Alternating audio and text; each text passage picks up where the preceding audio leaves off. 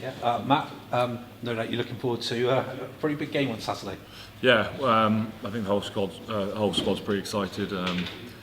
Another year, another final, which is good. Obviously, pleased to come through a tough semi on the weekend, but yeah, I think everyone's excited. I think the fans are as well. So yeah, it'll be a good day. And you just seem to be peaking at the right time. You know, the performance again on Saturday just seemed to be stepping up from the week before. Yeah, I think we've been a little bit up and down in terms of our consistency of performance through the year, and that's been a little bit disappointing. But like you say there, I think we're just slowly on that rise, and hopefully we'll hit a big finish on the weekend. And we're really keen on putting a good performance in. I think that's a big result aside. If we can put 100% performance in, we'll be happy either way, and hopefully the result lands our way.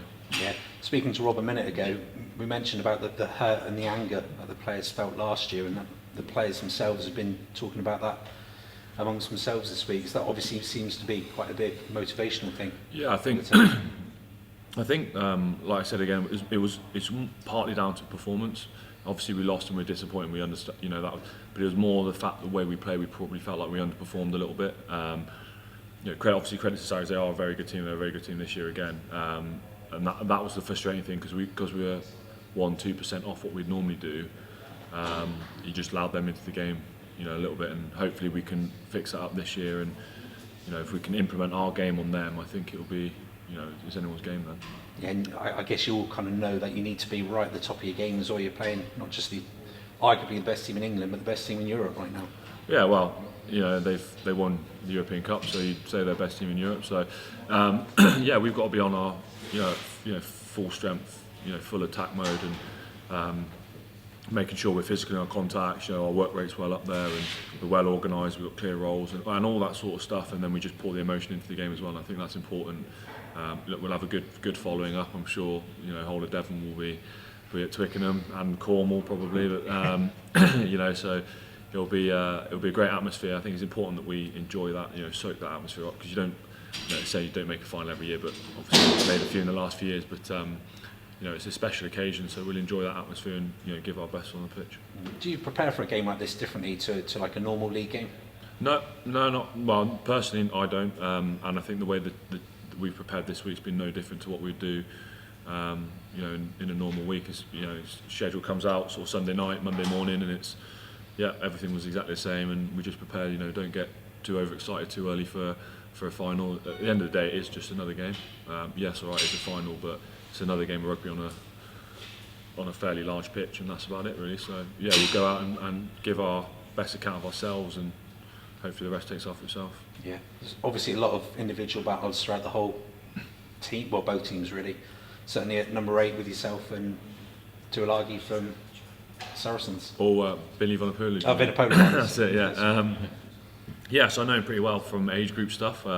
Played a lot with him, so yeah, it'd be good to have a run out against him. Obviously, he's arguing. He's been obviously injury ridden, bless him, which is not ideal for him. And but he's come back and got straight back into it and played very, very well. So I think he's a massive player for them. He gives them a lot of go forward. So it'll be a big job, not just for myself, but for the team, just to slow him down and make sure we sort of stop him on the gain line or over the gain lines on his carries and stuff, because it's a big factor for them. But I'm looking forward to it. It's a good challenge. Arguably one of the best number 8s in the world, so I get to have a crack against him, and looking forward to it.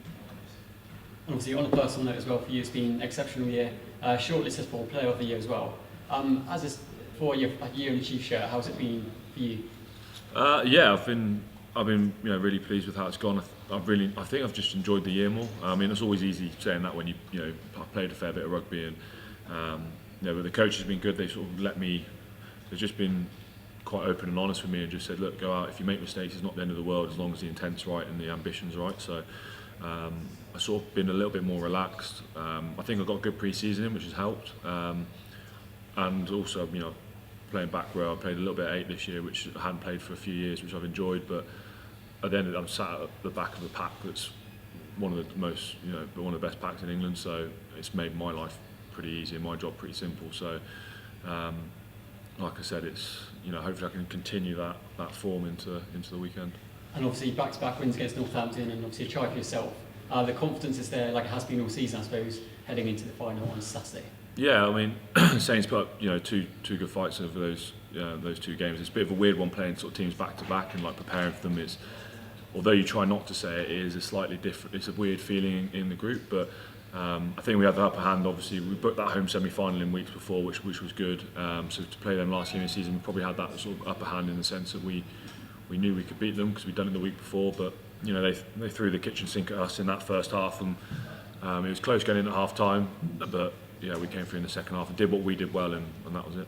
And obviously coming from Gloucester, where your first final in a Chiefs shirt, will this be win or lose a career highlight for you? Yeah, I think it was obviously a highlight, sort of club highlight of mine back at Gloucester. We won the European, the Amlin, I think it was. I can't remember what it was then. So that was obviously a bit of a highlight. But in terms of like the league and stuff like this, I don't think I've ever finished above 7th. So I've got a bit of vertigo up here, but it's it's good. So I'm looking forward to getting out there, and obviously a great place to play at Twickenham, and give it the best shot. That's kind of like an annual event now, the 4th successive season. Thousands and thousands of Exeter fans come along to support you on obviously every year. How much of an impact do they make on your performance? Yeah, I think it showed last weekend at the home semi-final. We haven't got the biggest stadium. Was it 13,000-14,000 or whatever? But it sounded like 20-25, and those guys really do. The fans. It's a bit of a cliche, and it's said a lot, but they really are. Do pull us through games. And like I said, we've been a little bit up and down in performance. We probably owe them a good couple of performances. So if we can bang win out on the weekend, we'll be pretty happy, and it'll be all for them. Have you seen any of the previous finals involving the Chiefs? Yeah, I've watched them all at the time. Obviously, just watching on the telly at home, because most of the time I'd be off at this point. So I'd have finished probably 2 weeks ago. But yeah, it's good. I mean, there was that sort of steady rise, and the disappointment of last year will fuel us for this year, and just going to look to enjoy it. Lastly, when you're sat on the coach and you see all these thousands of people swarming the coach, how are you feeling on the coach? You're not more of a headphones person, are you taking it all in? How is it? Normally I just have my headphones on, but with something like that, you won't not get to experience that ever again. I mean, like I said, luckily they've been in 4 finals, but I've not played in a final. I was there last year as a reserve, but so it's sort of a slightly different feeling. But coming off knowing that you're going to be playing, I'll probably pop the headphones out and soak it up, because that sort of atmosphere is second to none for a club game. So I'm looking forward to that. I think the Exeter fans are loud. I don't know if they'll be allowed to bang on the bus like they did a couple of years ago, but either way it'll be good. What do you have on your headphones? I just got asked that question. Oh, do you? Yeah. I hate saying it because it sounds weird, but I like all the Kanye West stuff, the old stuff. Yeah. So it might not look like. Do you have any in particular that you have to listen to for the last song? Not really. No, just I've got a list of like 15 that I'll just put on my shuffle or something like that. They're my favourites. So. Yeah, nothing. It'll be a bit of Coldplay or something. No, exactly. That's what everyone expects. Exeter boy, isn't he? Yeah, is he? Yeah, Chris Martin. From around here, yeah. So you got to play it now. Yeah, I might have to listen to him then. Yeah. Best teacher that.